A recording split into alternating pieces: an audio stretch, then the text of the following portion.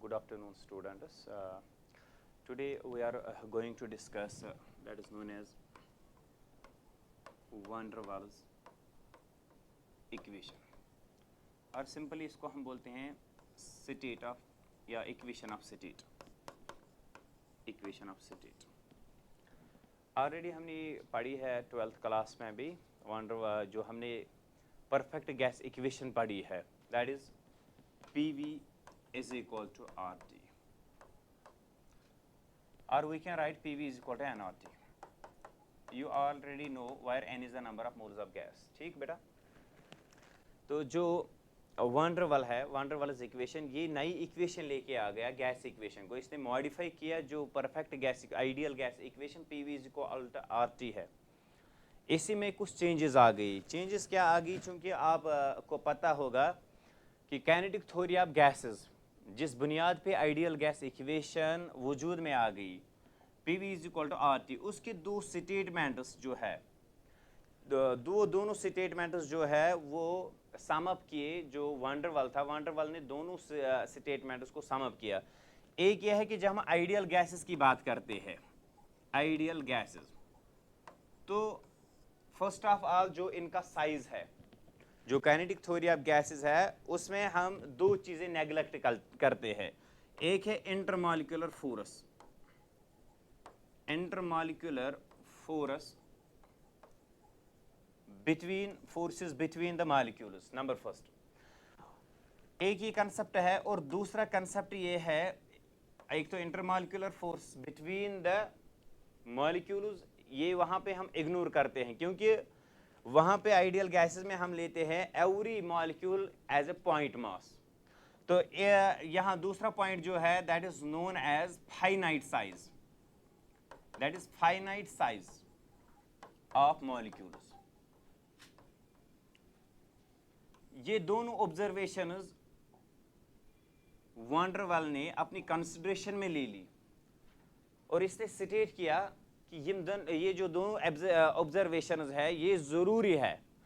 तो जिसकी वजह से जो ये PV is equal to RT है, इसमें दो करेक्शंस आ गए from van der Waals statement. First of all जो पहली करेक्शन आ गई, इसने जो करेक्शन दे दी, that is first correction, that is correction of finite size. Correction of finite size जो कि काइनेटिक थ्योरी ऑफ गैसेस में हमने इग्नोर किया था. करेक्शन ऑफ फाइनाइट साइज यानी कि जो गैस मॉलिक्यूल्स है उनका एक फाइनाइट साइज है. मैं आपको बताता हूं, जो PV is equal to RT है, इसमें जो वॉल्यूम है वो चेंज हो गया due to correction of finite size, और ये आ गया PV के बदले आ गया V minus B is equal to RT.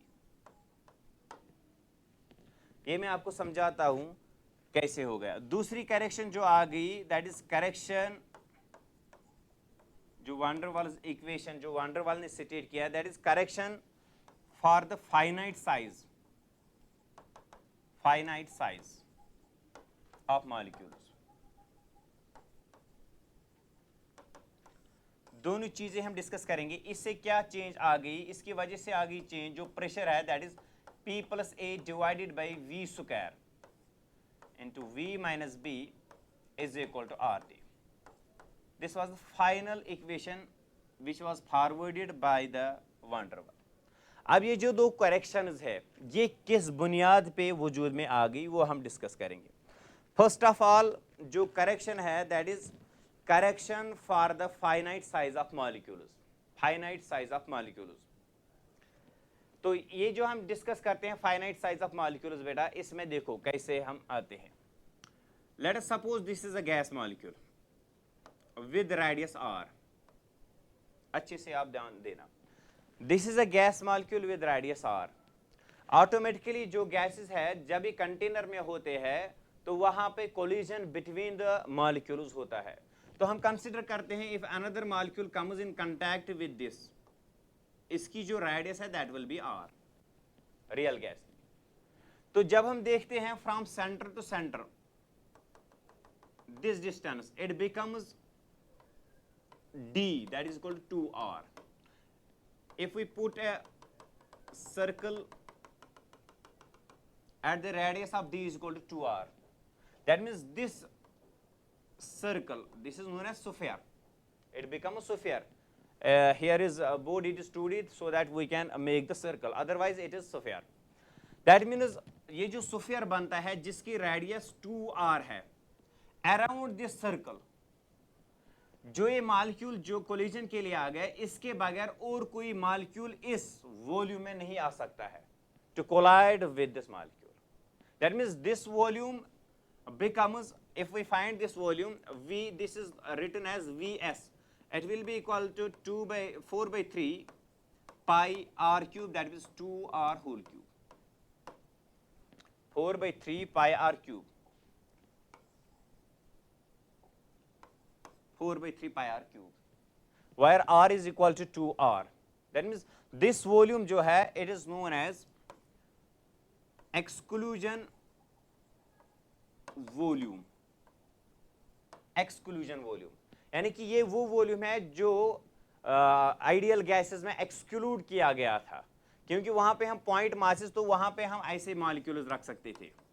लेकिन जब हम यहाँ पे रियल गैसेस की बात करते हैं, जो ये स्फीयर बनता है, इस स्फीयर के अंदर और कोई दूसरा मॉलिक्यूल नहीं आ सकता है, तो ये वॉल्यूम वहां पे ओमिट किया गया था. इसकी वजह से वॉल्यूम में जो करेक्शन आ गई. देखिए, let us suppose this is a container.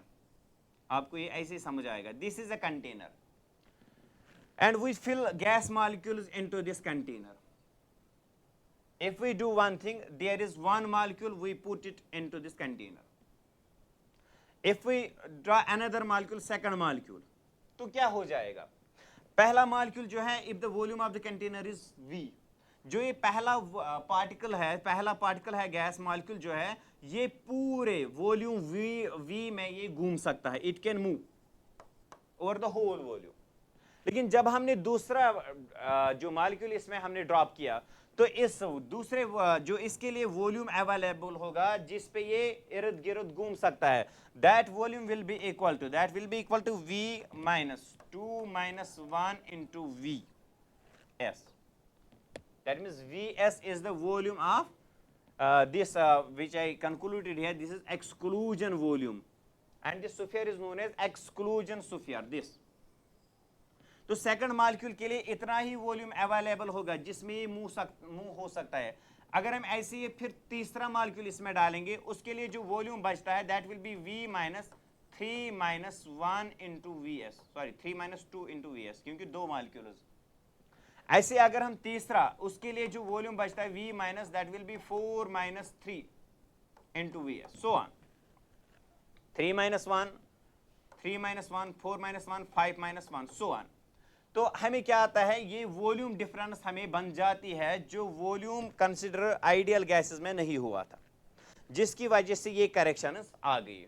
तो इसका मतलब है कि जो ये टोटल वॉल्यूम है, if we put this average volume जो कम हो जाता है इसमें, वो एवरेज वॉल्यूम हम कैसे निकाल सकते हैं, तो उसके लिए जो ये फार्मूला है वो मैं बता दूंगा कैसे हम निकाल सकते हैं ये वॉल्यूम.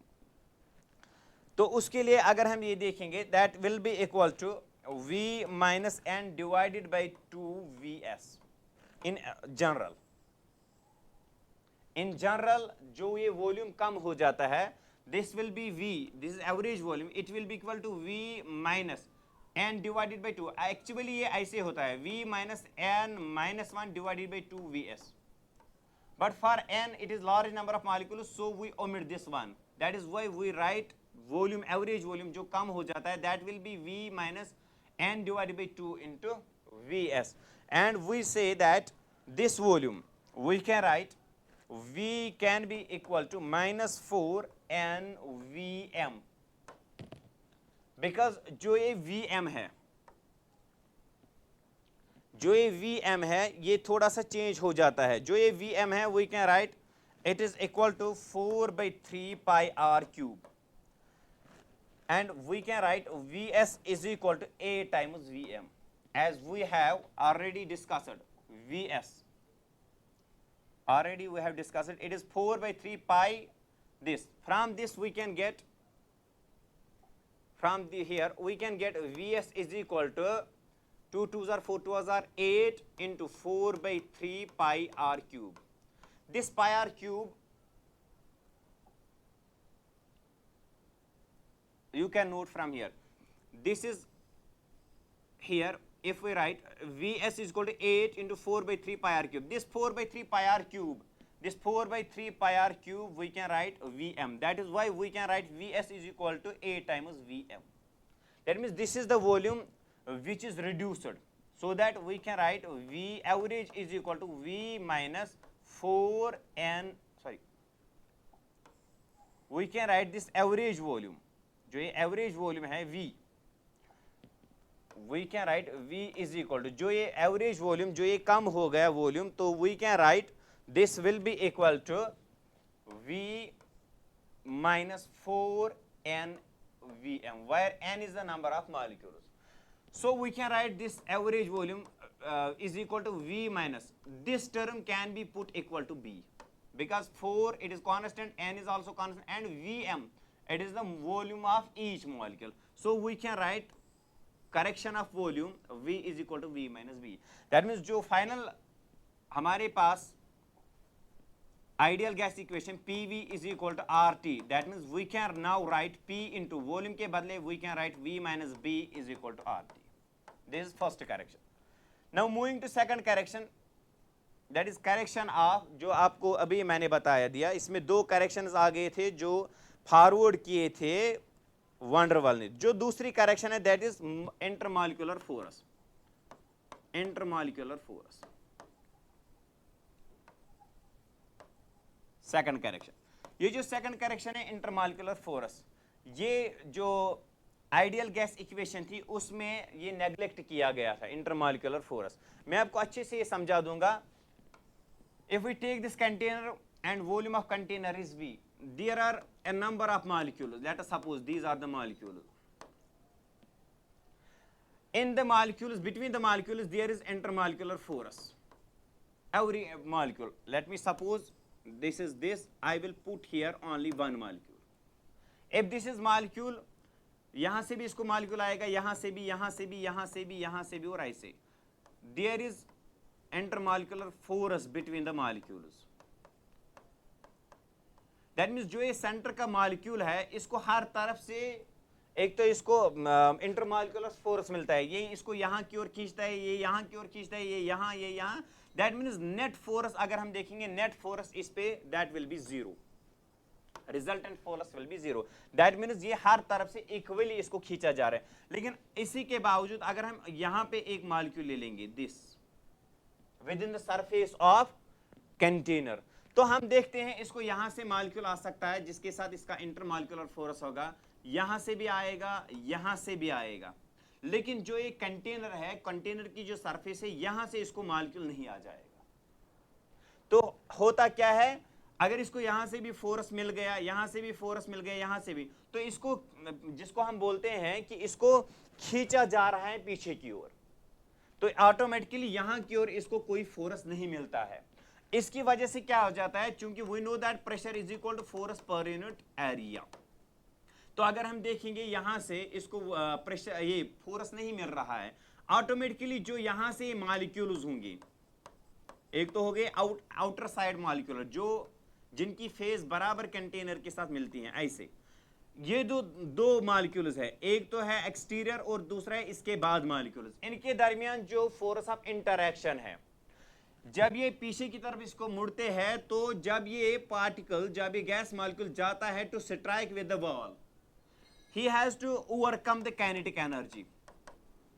जो काइनेटिक फोर्स इसको पीछे की ओर मिलता है, इसको ओवरकम करना है, वो तभी ये इस वॉल के साथ टकरा सकता है, जिसकी वजह से देयर इज करेक्शन. क्योंकि हमें जो प्रेशर है that is force per unit area, तो जिसकी वजह से ये जो आउटर दो लेयर्स हैं इनमें प्रेशर कम हो जाता है. वो प्रेशर जो कम हो जाता है, we take that pressure as delta P. जो प्रेशर कम हो जाता है, we take that pressure as delta P. So अगर हम देखेंगे वहां पे जो प्रेशर है that can be written as P ideal minus delta P. That mean जो आइडियल गैस का प्रेशर था माइनस डेल्टा पी, जो ये डेल्टा पी कम हो जाता है between the two layers of the gas molecules. और we can write P ideal will be equal to P plus delta P. That means we have to find the delta P. तो delta P को निकालने के लिए हम क्या कर सकते हैं, जैसे कि हमारे पास कंसेप्ट है, वांडरवाल ने जो कंसेप्ट दिया कि ये डेल्टा P हम कैसे निकाल सकते हैं। तो इसके लिए जो फार्मूला है डेल्टा P, जो ये डेल्टा P है, इट इज डायरेक्टली प्रोपोर्शनल। ये होता है डायरेक्टली प्रोपोर्शनल। किसके प्रोपोर्शनल होता है? एक तो नंबर ऑफ मॉलिक्यूल्स, जो नंबर ऑफ मॉलिक्यूल्स होते हैं, it is directly proportional n divided by v whole square, where n is the number of molecules per unit volume, that is volume density of molecules. तो हम क्या कर सकते हैं, delta P proportionality को खत्म करने के लिए वी कैन राइट इक्वालिटी। तो यहां पे आ सकते हैं, this is known as constant of proportionality, that is a dash n square divided by v square, or we can find delta P is equal to a divided by v square, where a dash n square is equal to a. So हमारे पास जो final pressure आ गया, that is P, that will be equal to P ideal जो है, that will be equal to P plus delta P। Delta P के बदले हम लिख सकते हैं A divided by V square. So जो final gas equation, van der Waals gas equation P V is equal to RT, तो इसमें जो वेरिएशंस आएंगे that will be written as इस P is equal to P plus A divided by V square into जो volume में correction आ गई, that is V minus B is equal to RT. This is the final gas equation which was forwarded by the van der Waal, and this is known as van der Waals equation of state. Please, dear students, note it down. Thank you, sir.